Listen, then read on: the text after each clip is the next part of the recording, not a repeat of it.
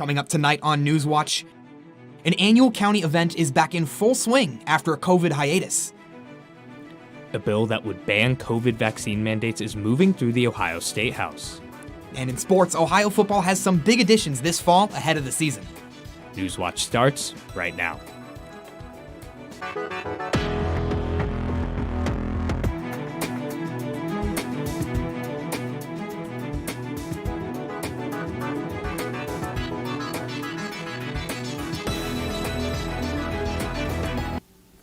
Good evening and welcome to Newswatch, your source for the latest news impacting southeastern Ohio. I'm Dylan Tyson. And I'm Will Price. A man from Gloucester has been sentenced to between 5 and 7.5 years in prison on charges related to running a drug ring. 51-year-old Roger Rudder was indicted in March on charges of engaging in a pattern of corrupt activity and aggravated possession of drugs. After being on the run for weeks, he was arrested and held in custody on a $1 million bond. Today, Rudder pleaded guilty to the 2 felony charges. His co-leader in the drug ring, Alicia Santek, pleaded guilty to the same charges in May. Assistant Prosecutor Meg Saunders says Rudder is a repeat offender who continued to promote the drug trade in both Gloucester and Perry County. Authorities say the body of a teenage swimmer who went missing at Headlands Beach State Park in Menor last week has been found. According to the Lake County Sheriff's Office, a boater found the 16-year-old boy last night. The teen had been swimming with friends at the beach when he last went underwater Friday afternoon and disappeared. Emergency responders then launched a large search that continued through the weekend, and the body was eventually found about a half-mile north of the Fairport Harbor Lighthouse. The teen's name has not yet been released.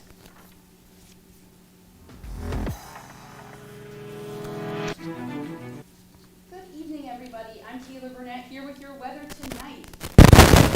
This evening we have a high of 76 going into this evening. So we have that chance of clouds as we go through and that chance of storms with it as well. However, it is pretty spotty out there, so I would keep an eye on the weather if I were you. Going through the evening, we do have a lesser chance of showers as we go through I apologize, my graphics. So we have a chance of rain throughout the week as we go through, which is not looking good for the Athens County Fair. We have chances of thunderstorms as well. However, they are scattered, so hopefully you have some time to get out there as well. However, it does let up as we get into Saturday and Sunday. So Saturday, there's still a pretty heavy chance in the mornings, but as we go into Sunday, hopefully you'll have a little bit of drier weather to get out and enjoy your weekend, though the fair at that point will be over. Despite those crazy chances of the storms and such, we are still having some pretty high temperatures with upper 80s and lower 90s going into the next week. Thanks, Taylor. And you're right, that weather isn't ideal for the 170th Athens County Fair, which is in full swing after a scaled-back version last year. The 2021 fair opened up last week, but rides open today after inspections. Livestock shows continue to run through the week with the 4-H livestock sale on Friday. Grandstand events are back with the Tough Track scheduled for 7 p.m. tonight. The goal is to get around the track as fast as possible, often resulting in exciting spinouts and dust clouds. Admission price is $10, which includes all rides and entertainment. The fair runs through Saturday. Lawmakers are closing in on a bipartisan infrastructure deal. It's the final hurdle to passing the bill before it moves on to the House. Jeremy Roth has a look at what's next. Compromise on Capitol Hill. Progress on the Infrastructure Investment and Jobs Act. Better roads and bridges, better ports and airports, a better future for our economy. Among other things like technology, climate-related measures, manufacturing, research and development. We are within days, possibly within hours, of seeing this historic legislation. In an unusual weekend of Senate action, lawmakers took up the massive $1.2 trillion plan, and by Sunday night, they voted 68-29 to end debate on the package. Democrats needed at least 10 Republican votes. They got 18 from these states. Today, there will be floor speeches on the deal, with the final Senate vote expected early Tuesday morning. Then the Senate will shift their attention to the $3.5 trillion budget resolution. It's the second part of this two-track budget reconciliation package to advance the White House's sweeping economic agenda. House Speaker Nancy Pelosi says the House won't take up the bill until that part is done. to build not only the physical infrastructure, but the personal infrastructure. A recent poll from Quinnipiac University shows 65% of people support an infrastructure bill. But even with support from Americans, the bill faces an uncertain future in the House, which won't be back in session until September. I'm Jeremy Roth, reporting. COVID-19 vaccines may be required for U.S. troops.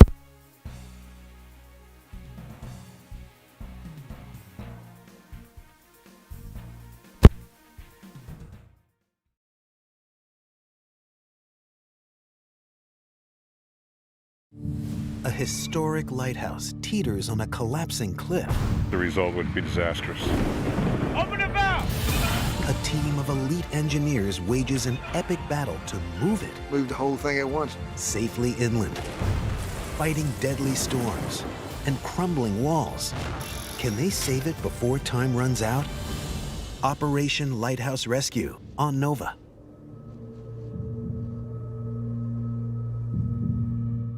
Attention, the peoples of the world. We're on the Pacific Fleet flagship USS Missouri in Tokyo Bay for the signing of the surrender. The radioman come running up and he said, "The war's over." It was shortly after the second bomb was dropped. The surrender was one of those crystalline moments in history. There was a reverence to the entire thing.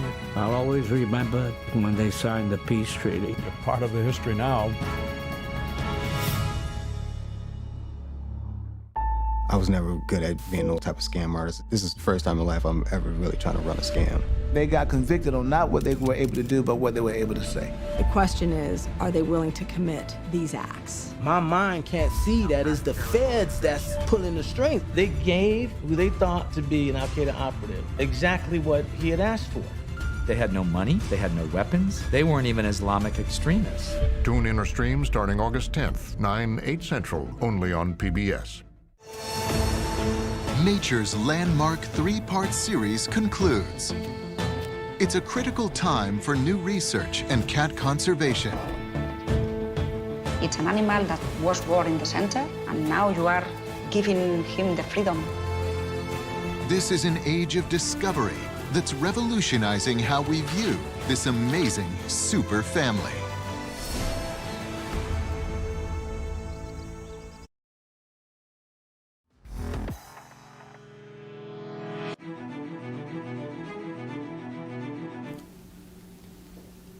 Members of the Ohio House are returning to the State House earlier than expected to continue hearings on a bill that would ban vaccine mandates for most entities. That bill would prohibit hospitals, nursing homes, schools, and other organizations from mandating all vaccines, not just the COVID-19 shot. Republican leadership in the House allowed the Health Committee to reconvene at the request of the committee's Republican chair. The bill's sponsor, a Republican who is a nurse practitioner, says the legislation is about giving people the right to choose what goes into their bodies. Opponents argue this bill prevents businesses and organizations from making their own decisions on how to handle a public health issue. People can submit testimony for the August 24th hearing, which is scheduled to last for 4 hours. The Pentagon will require members of the U.S. military to get the COVID-19 vaccine by September 15th, according to a memo obtained by the Associated Press. Defense Secretary Lloyd Austin says he will seek the president's approval to make the vaccines mandatory no later than mid-September. He adds that if infection rates affect military readiness, he will not hesitate to recommend a different course. Austin said in his memo the military services will have the next few weeks to prepare, determine how many vaccines they need, and how this mandate will be implemented. If the Food and Drug Administration gives full approval for the vaccines before that, the push for shots could come sooner. If the Pentagon will comply with Biden's order for additional restrictions on any federal personnel who have not been vaccinated. Yeah, Will, the Pentagon's memo is the latest in a series of responses to lagging vaccinations in a highly contagious new variant that's dragging the U.S. back into a vicious COVID-19 surge. It's prompting new mask mandates and measures that show no signs of slowing down. CNN's Lucy Kavanaugh has more. As children across the nation head back to school, COVID-19 cases are surging. Hospitalizations and deaths have nearly doubled over the last 2 weeks. The U.S. is now averaging more than 109,000 new COVID-19 cases each day and more than 500 deaths per day. Florida reported more COVID-19 cases over the last week than any other 7-day period during the pandemic.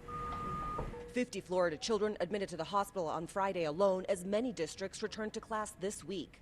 A Jacksonville church saw 6 members die from COVID-19 in the past 10 days alone. 4 of them were under the age of 35. All of them were healthy, and the only thing they had in common is each of them were not vaccinated. Now the church is pushing to get as many people vaccinated as possible. Texas cases and hospitalizations have doubled in the last 2 weeks. Austin Travis County using its emergency notification system to warn people of the dire COVID-19 situation, writing, "Healthcare facilities are open, but resources are limited due to a surge in cases. Everyone needs to wear a mask and stay at home as much as possible. If you have not been vaccinated, do not wait to get one." Oh, it's okay. An 11-month-old baby girl battling COVID-19 had to be airlifted because there were no more beds available in any of the pediatric hospitals in Houston.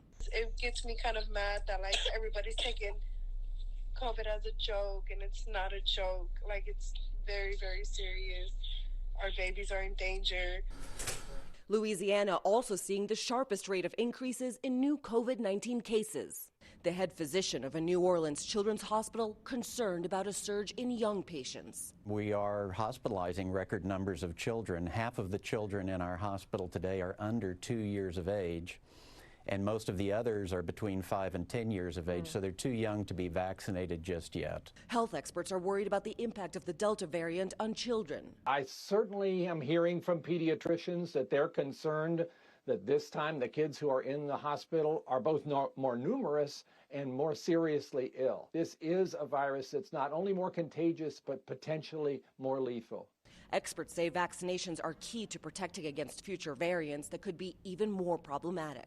If you give the virus a chance to continue to change, you're leading to a vulnerability that we might get a worse variant, and then that will impact not only the unvaccinated, that will impact the vaccinated.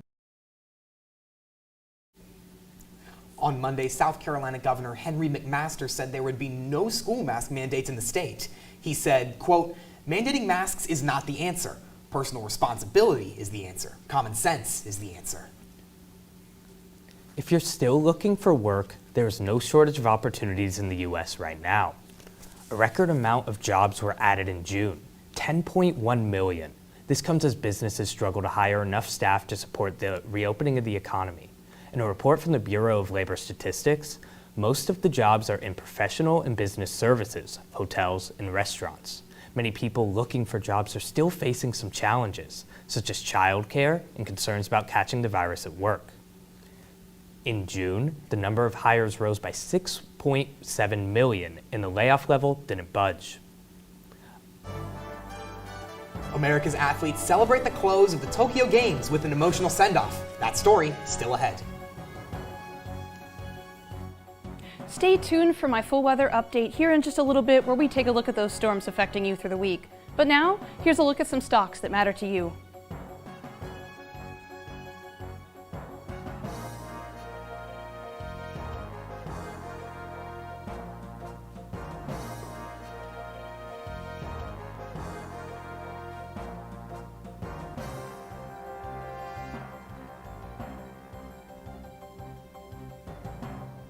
Attention, the peoples of the world. We're on the Pacific Fleet flagship USS Missouri in Tokyo Bay for the signing of the surrender. The radioman come running up and he said, "The war's over." It was shortly after the second bomb was dropped. The surrender was one of those crystalline moments in history. There was a reverence to the entire thing.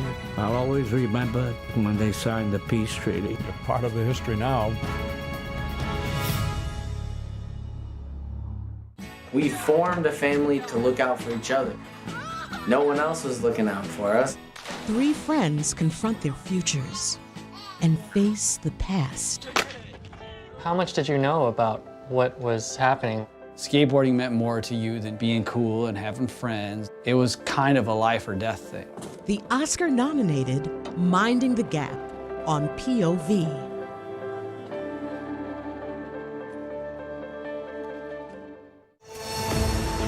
Nature's landmark 3-part series concludes. It's a critical time for new research and cat conservation. It's an animal that was born in the center, and now you are giving him the freedom. This is an age of discovery that's revolutionizing how we view this amazing super family.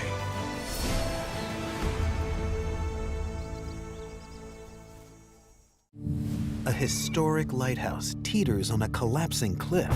The result would be disastrous. Open the valve! A team of elite engineers wages an epic battle to move it. Move the whole thing at once. Safely inland, fighting deadly storms and crumbling walls. Can they save it before time runs out?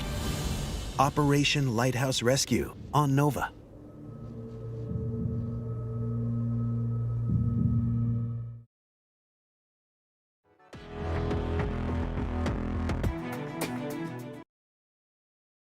Everybody, I'm Taylor Burnett here with your weather for this evening. Throughout the region, we have a high of 78, 77 throughout most of the middle part of the state. However, as you go towards Cambridge and New Martinsville, we have these higher temperatures. That is because of the thunderstorms throughout the region that haven't quite yet hit Cambridge or New Martinsville. And as we go through the evening, these temperatures also will drop as we get more rain throughout the region. You can see kind of this cloud cover here that is a pretty good presentation of where we will be getting scattered storms and rain throughout the day. However, it is pretty variable, so watch outside, take your umbrella with you as you go through the day. Tonight in Athens, we have a low of 71 and a pretty good chance of thunder showers into today and tomorrow. These showers will hopefully let up around 8, 9 o'clock tonight, and then going into your evening, starting around 2, going towards 6, you will have those thunderstorms again. And as we go through tonight as well, as you can see, those temperatures dropped in New Martinsville and Cambridge. And throughout the rest of the state, we have that warm medium 70. However, the rain and thunderstorms might make that feel a little bit chillier than you're used to. Tomorrow in Athens, we have that high of 88, which is a quite warm considering all the thunderstorms and the rain that will be coming through. We have these morning thunderstorms that will definitely be there, and then going into the afternoon, they might break apart a little bit. However, as you go out on your lunch break, I would be careful, take that umbrella, maybe don't plan on eating outside for the day. And as we look through the region here, you can see these thunderstorms. This is a radar map for right now. However, you can see the precipitation coming up through the region. Some of the stuff that will be affecting us later in the week as we go into the fair. Hour by hour tonight, we have scattered thunderstorms at 8 p.m. and going through, we have a lesser chance. However, those start again in the morning. At 6 a.m., we have that chance of 72% with thunderstorms and rain, and that will continue throughout the day. And going into your week ahead, quite a tragedy if you ask me. We've got scattered thunderstorms and showers throughout Tuesday, Wednesday, Thursday, Friday, and Saturday for your county fair week. However, those temperatures should be warm for when you plan on being out there. I might take your umbrella with you as you go through fair week. You do have that chance of these thunderstorms being a little bit more variable. However, there is a chance, especially towards the morning on Tuesday and Wednesday, that it's going to be a pretty wet, muddy day. However, not all hope is lost. Going through Saturday, we have the day clearing up as you go through the afternoon, so hopefully that last evening of the fair might be kind of nice. And as you go through into Sunday and Monday, you do have that lesser chance of storms. However, there is a system kind of brewing out west right now that you might see come in through Sunday and Monday, but we will have more on that later in the week. Over to you, Brian. Not quite yet. We got a little bit more news to talk about, but thank you, Taylor. After being postponed for a year due to the pandemic, the Tokyo 2020 Summer Olympic Games came to a close yesterday.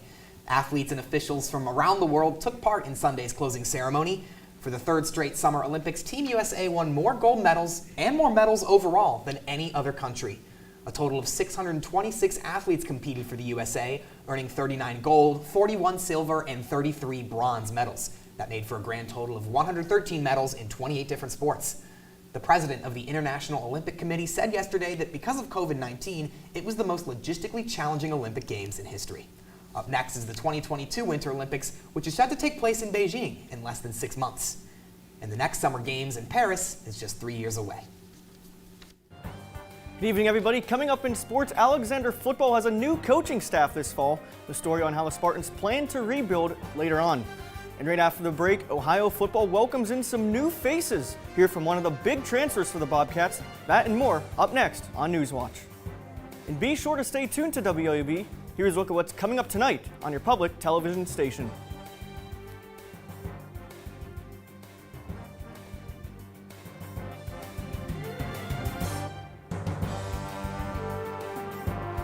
Attention, the peoples of the world. We're on the Pacific Fleet flagship USS Missouri in Tokyo Bay for the signing of the surrender. The radioman come running up and he said, "The war's over." It was shortly after the second bomb was dropped. The surrender was one of those crystalline moments in history. There was a reverence to the entire thing. I'll always remember when they signed the peace treaty. Part of the history now. He was bigger than boxing. I am the greatest. He was larger than life. His magnetism just was amazing. Who is this guy? He was a revolutionary. He was a groundbreaker. Well, ain't nobody gonna stop me. Ken Burns captures an intimate story of victory, defeat, and determination. The price of freedom comes high. I have paid, but I am free. Muhammad Ali. Tune in or stream. Starts Sunday, September 19th at 8/7 Central, only on PBS. Next time on Ken Burns' American Stories. Give me your tired, your poor, your huddled masses yearning to breathe free. The Statue of Liberty. And you look up and you say, my God. And you feel something, I think, really much more than just being an American. You feel the importance of being human. Next time on Ken Burns' American Stories. We formed a family to look out for each other. No one else was looking out for us. Three friends confront their futures and face the past. How much did you know about what was happening? Skateboarding meant more to you than being cool and having friends. It was kind of a life or death thing. The Oscar-nominated Minding the Gap on POV.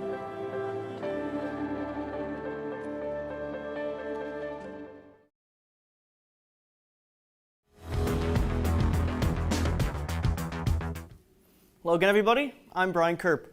Ohio football has several new faces on the field as practice starts. One of the big additions is T.J. Jackson. This 6'7", 375-pound offensive lineman comes to Athens from Virginia Tech. Jackson played in 24 games for the Hokies. He comes to the Bobcats as a fifth-year senior. Offensive line coach Alan Rudolph was the biggest selling point for Jackson to come to OU. Pretty much Coach Rudolph before. Hit him. I think fundamentally that's the best thing about Coach Rudolph. I mean, of course, every coach is going to try to get you to push hard and practice hard, but he really focuses on fundamentals, and that's something that was big for me to work on.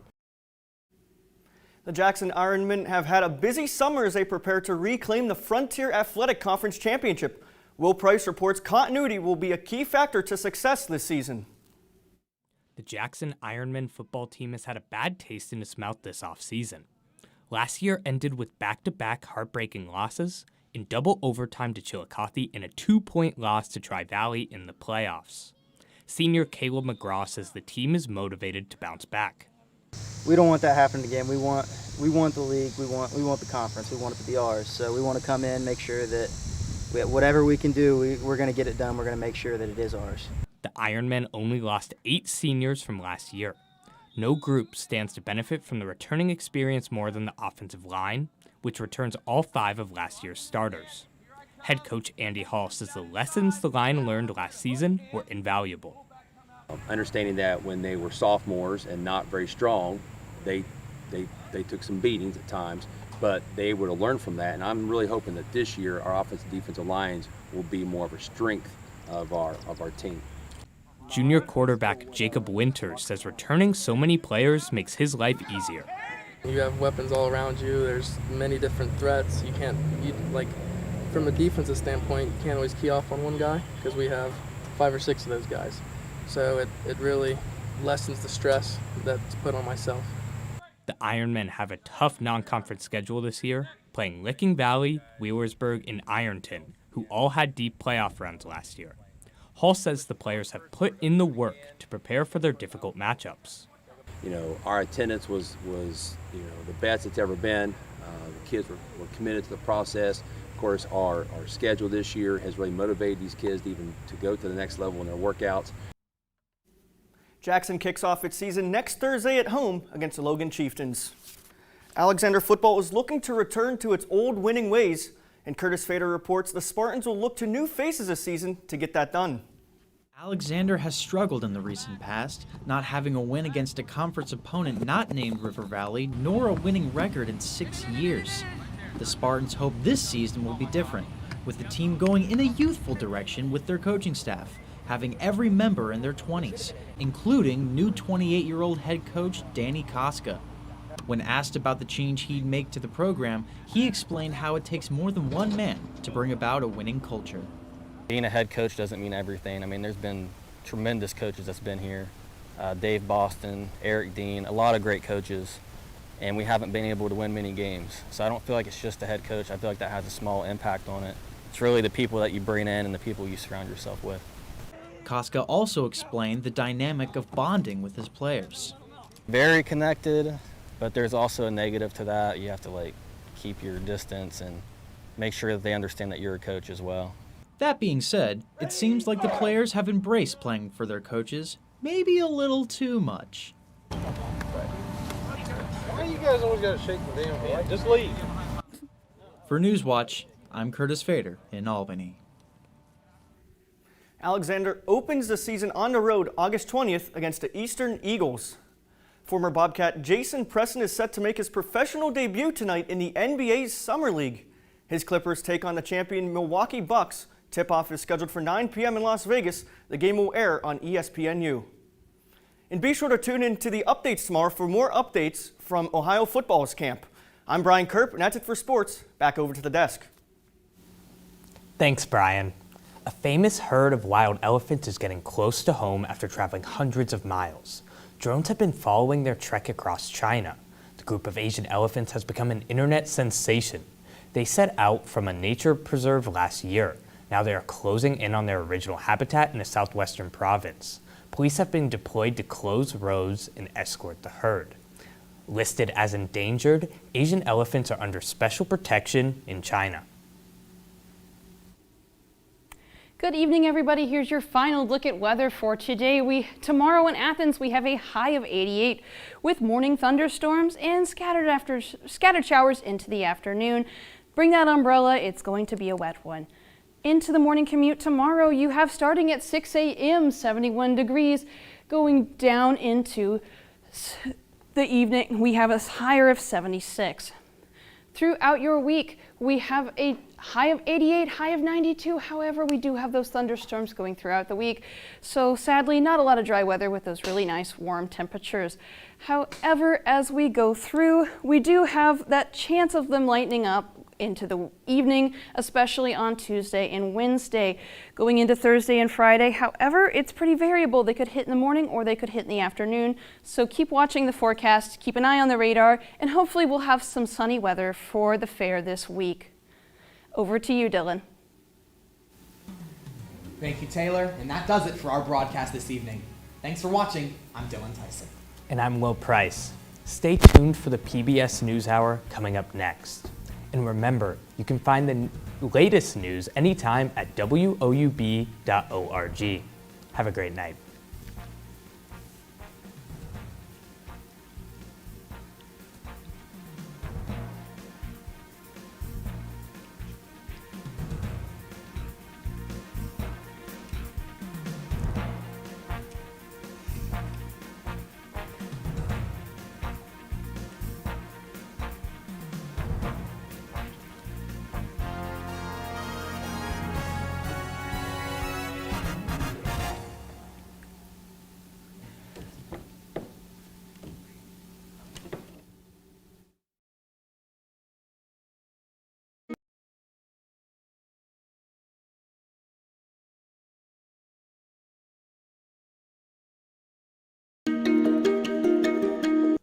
Support comes from Goldsberry Wealth Strategies in Athens and Parkersburg, focusing on helping people achieve a life well lived with a custom strategy. Information at goldsberrywealth.com. Raymond James Financial Services Incorporated, member FINRA, SIPC.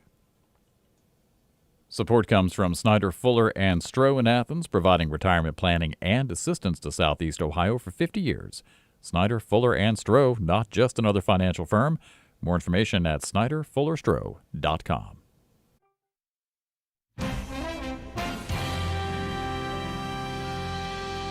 Good evening. I'm William Brangham. Judy Woodruff is off today.